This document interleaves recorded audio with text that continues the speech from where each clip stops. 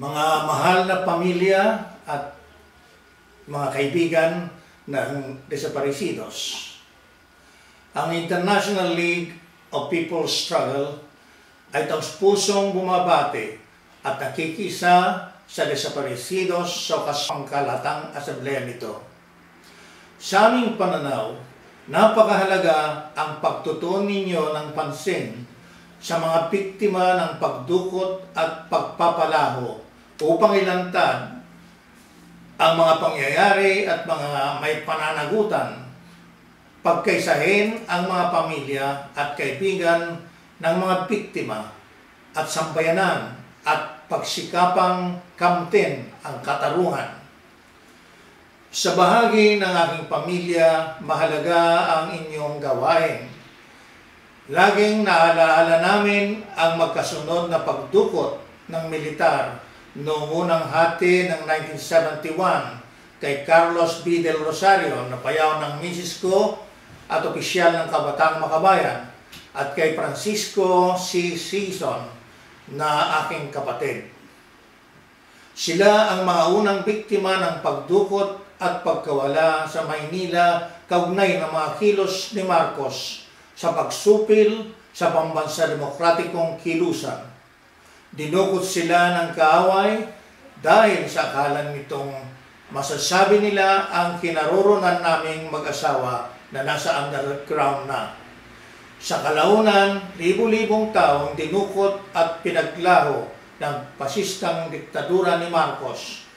Dahil sa trabaho ng SELDA, ilang libo ang naihapag at napatunayan sa kasong human rights laban kay Marcos sa hukuman ng US.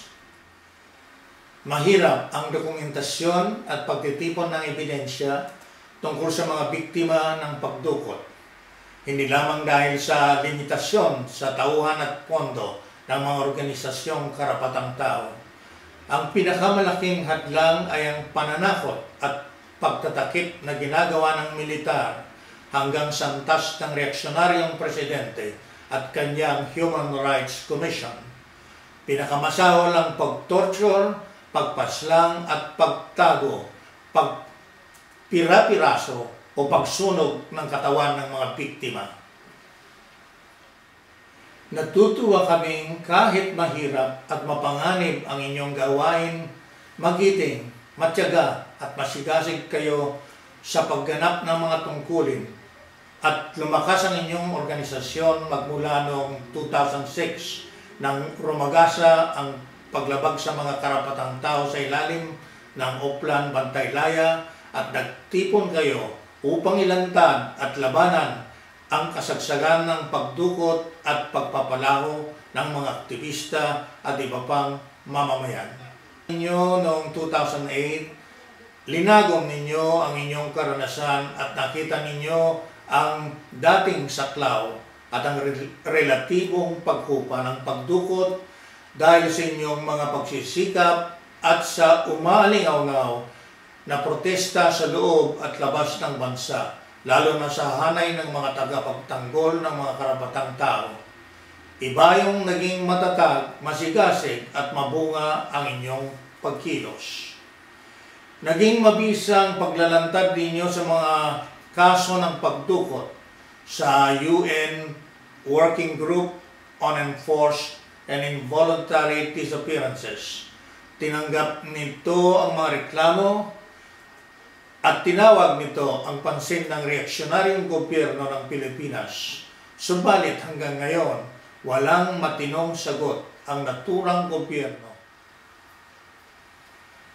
Patuloy ito sa pagwawalang hiya magmula sa rehimeng Arroyo hanggang sa rehimeng Aquino.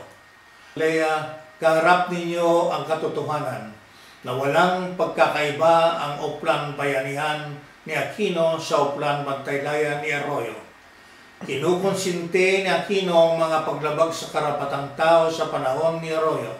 At habang nagtatagal ang rehimen ni Aquino, dumarami ang mga paglabag sa inyo ng pagdukot, torture at pagpaslang sa mga aktivista at pinaghihinalaang revolusyonaryo.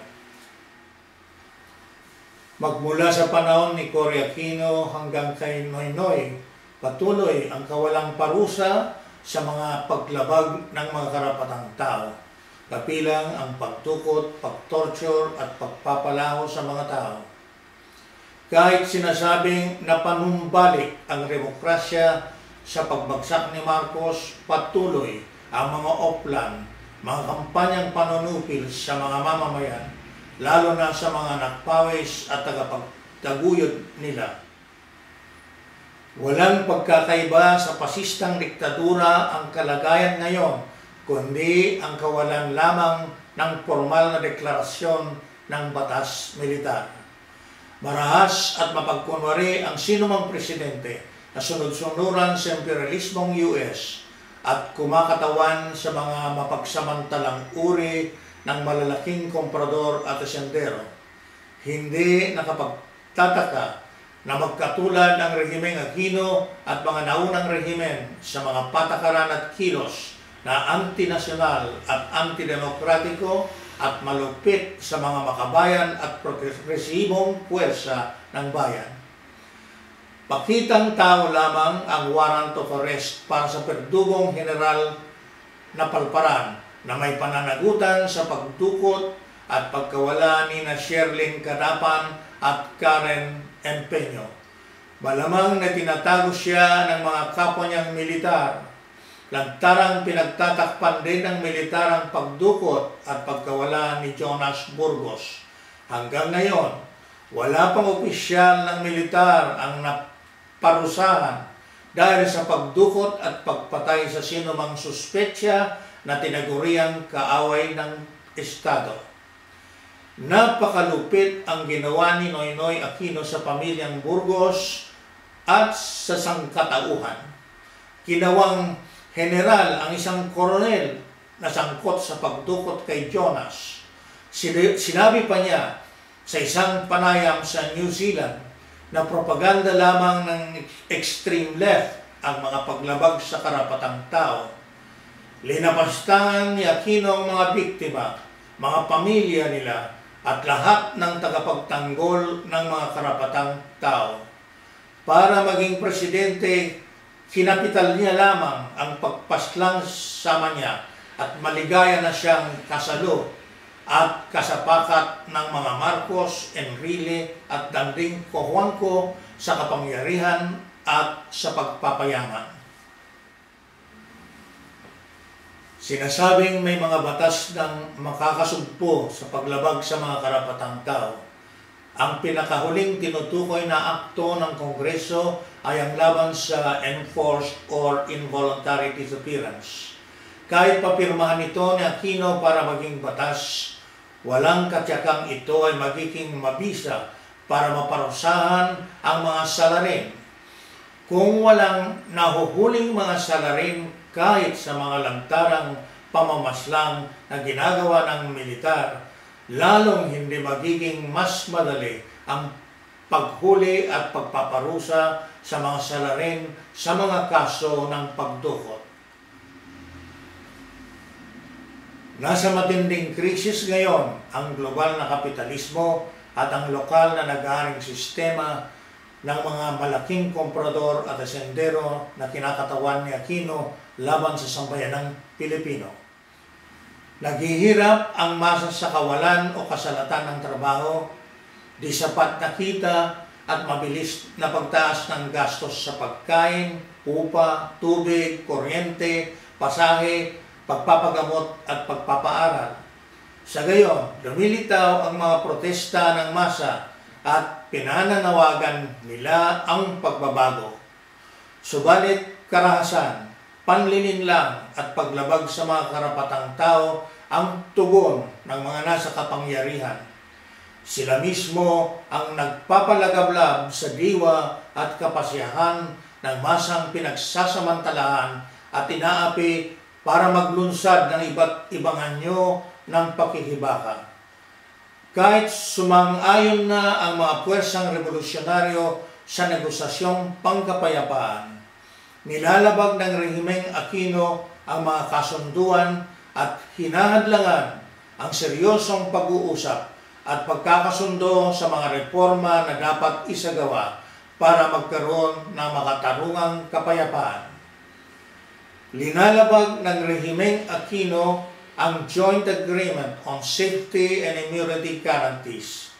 Hinaharang nito ang seryosong pag-imbestiga sa mga kaso ng lantarang pagpaslang sa NDF consultant na si Sotero Llamas at pagdukot sa mga NDF consultant na sina Leo Velasco, Prudencio Calubin, Rogelio Calubad at iba pa. Labag din sa JASIG ang pagmanman, pagdakip at pagkulong sa mga NDF consultant. Linalabag ng rehimen ang Comprehensive Agreement on Respect for Human Rights and International Humanitarian Law at ang Hernandez Political Offense Doctrine. Ayaw palayain ng Rehimeng Aquino ang mga idinadawit sa NPA, pero pinaparatangan naman sila ng mga karaniwang krimen. Patuloy ang pagkulong ng halos 400 bilanggong politikal batay sa mga gawa-gawang kaso ng karaniwang krimen. Maliwanag ang balak ng Rehimeng Aquino na supilin at utasin ang mga makabayan at progresibong puwersa ng sambayanang Pilipino. Tumutupad siya sa utos ng US at mga pinakamalaki at pinakamasahol na malalaking komprador at asendero tulad ng kanyang angkan. Dapat tayong ibayong magmatsyag at maging militante sa pakikibaka para sa pambansang kasarinlan, demokrasya, pambansang industrialisasyon at reforma sa lupa, hustisya sosyal at matatag na kapayapaan. Patatagin ang pagkakaisa ng pinakamaraming bilang ng pamilya ng mga desaparecidos. Makibaka para sa katarungan, labanan ang bagong mukha ng karahasan at panunupil ng Rehimeng U.S. Aquino.